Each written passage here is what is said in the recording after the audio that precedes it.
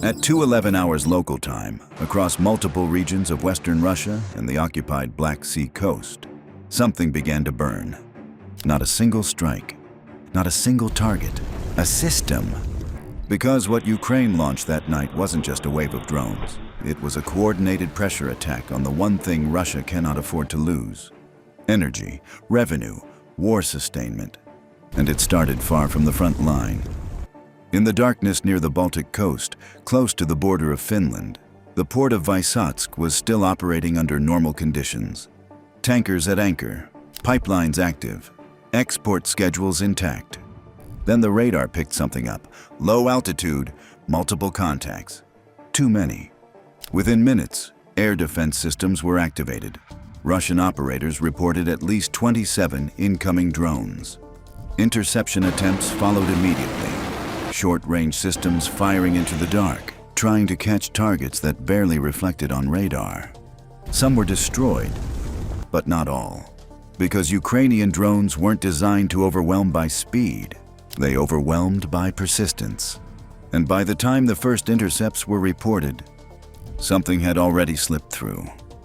Near the oil terminal operated by Lukoil, flames began to rise. At first small, contained, then growing, spreading across infrastructure designed to move fuel, not survive impact. This wasn't just a port, it was a node. A critical export point feeding Russian oil products into global markets. Revenue flowing outward, money flowing back into Moscow's war machine. And now, it was burning. But Vysotsk wasn't the main target. It was the signal. Because at the same time, more than 1,000 kilometers to the southeast, deeper inside Russian territory, another phase was already underway. At 2:34, industrial zones in Syzran and Vysotsk were being tracked from above.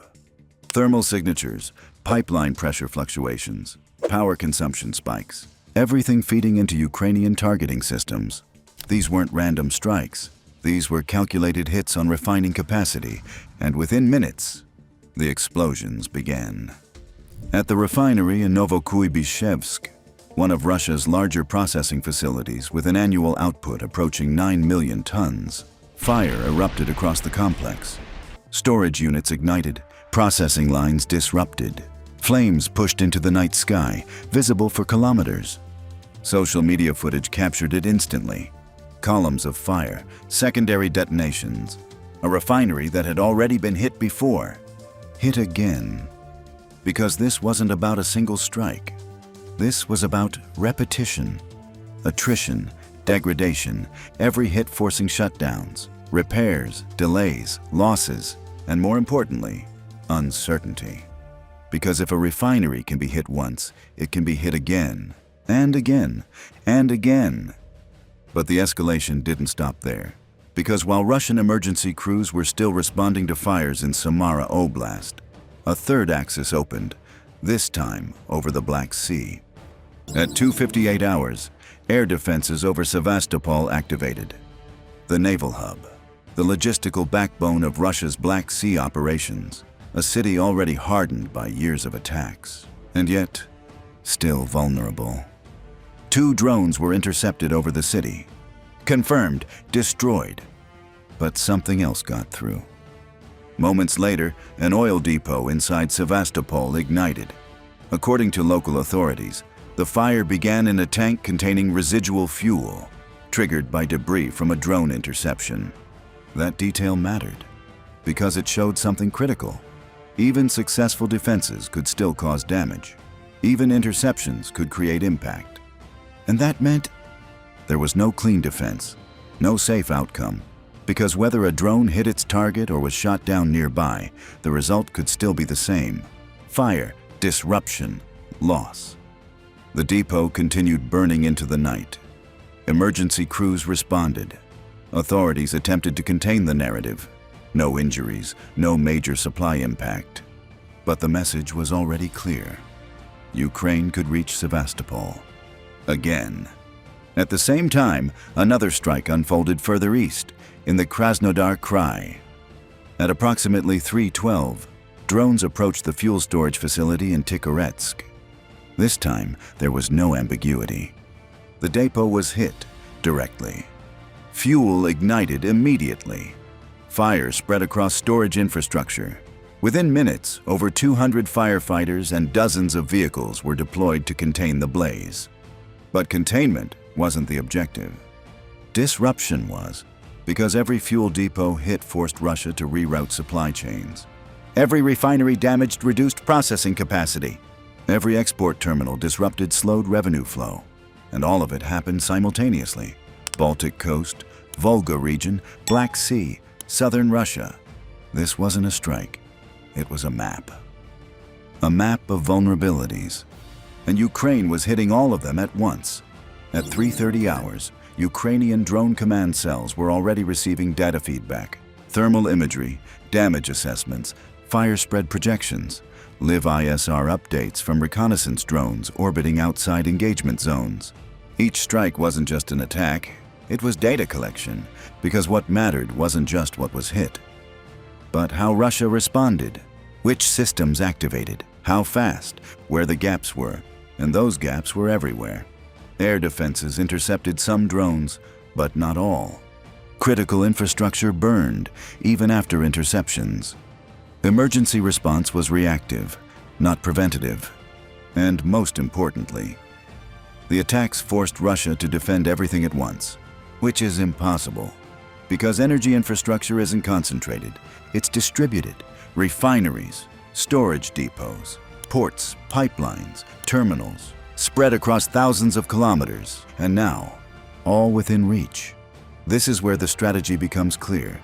Ukraine isn't trying to destroy Russia's oil industry in one night. That would be impossible. Instead, it's targeting the system, degrading it piece by piece, reducing output, interrupting logistics, increasing costs. Because every refinery shutdown means less fuel. Every damaged depot means delayed supply. Every disrupted export means lost revenue.